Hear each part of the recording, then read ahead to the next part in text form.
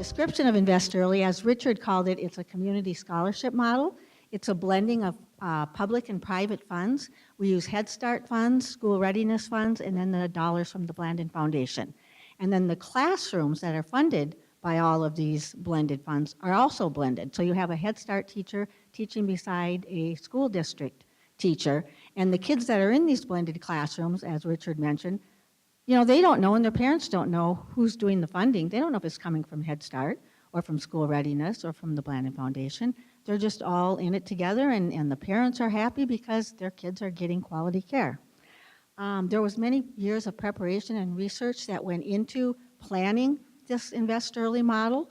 I started with it in 1998, and we did a lot of things in the community, brought people in like Dr. David Sosa, who spoke on brain development for 3 days to different people in the community. Mary Sheedy-Kachenka came, Robin Carr Morris came, the Ghost from the Nursery writer. Art Rolnick came for a visit in 2003.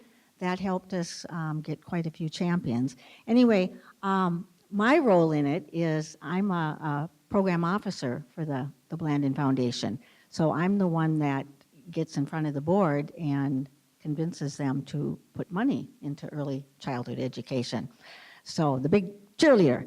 And it was in 2004 that the senior vice president and myself wrote a white paper for our board of directors.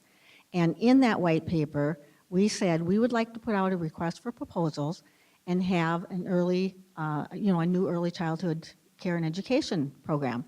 And in this white paper, we said, we are going to let you know right up front, it's probably going to be about $1 million a year, and we want you to commit at this point at least 10 years of funding to the proposal that is awarded. So that was on the table right away. We got the green light to go ahead, an RFP was put out, and the group called Itasca Area Schools Collaborative is the one that was awarded the grant. And they opened their doors in October of 2005. Before the doors were open, there were really 0 children receiving the comprehensive services that Invest Early now provides. Head Start came close. Head Start was serving 175 kids, approximately 3 to 4 days a week, 6 hours a day, 9 months a year. Invest Early, on the other hand, serves kids 5 days a week, 12 months a year, and 6 a.m. to 6 p.m. So there's lots of time in there to be comprehensive. Because we have 26 classrooms, we have infant toddler classrooms, we have preschool classrooms, we have parent education for all of the kids, and we have health services for all of the kids in Invest Early. Then we partner with Adult Basic Education to provide help with the parents who need to get their GED. We have transportation for the kids. We have extended day services. Family development, we contract with the Head Start Family Development Specialist. And then there's a contract with mental health support. So all of these things are being woven around the child. And the children that are being targeted are the ones that need it the most. They're the kids that are in poverty. A risk factor ranking scale is done on each child before entering Invest Early, and it's not a first come, first serve situation at all. It's a who needs us the most. Another thing that I didn't mention was that the Kindergarten Readiness Assessment Test is given to all kindergarten students in Itasca County, so 100% get that, so the data is really good.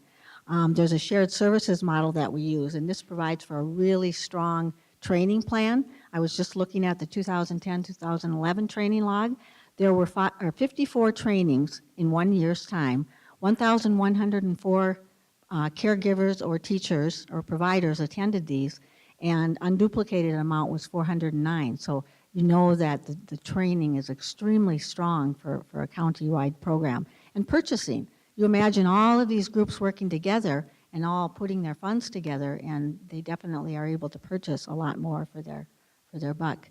And then there's a data tracker position. Wilder Research, by the way, is our, they're doing all of the evaluation for Invest Early and have ever since 2005, and Richard is our lead evaluator, and Jennifer Valaros is working with them as well. But we have a position that is paid for by the Invest Early dollars that's her whole job, is she brings in all of the data. She collects it quarterly, sends it off to Wilder, and then every year 2 reports are given to us, a 4-page summary and about a 40-page report with all of the details. So the advantages are multiple, but as far as, then how can we expand this? Because obviously, it does require money.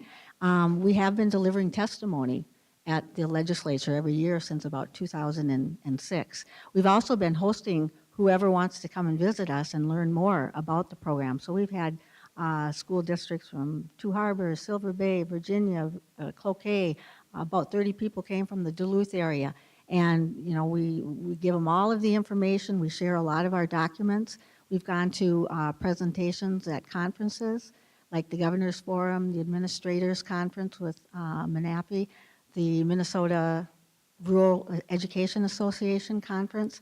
But what we've been trying to do all along, because Blandin knew they couldn't fund a program, in every single county or in every single area in the state, we thought, well, if we do it really, really well in one spot, and the data is just so convincing that, we'll be able to bring this data to the legislature and convince them, you must put more money into early childhood care and education.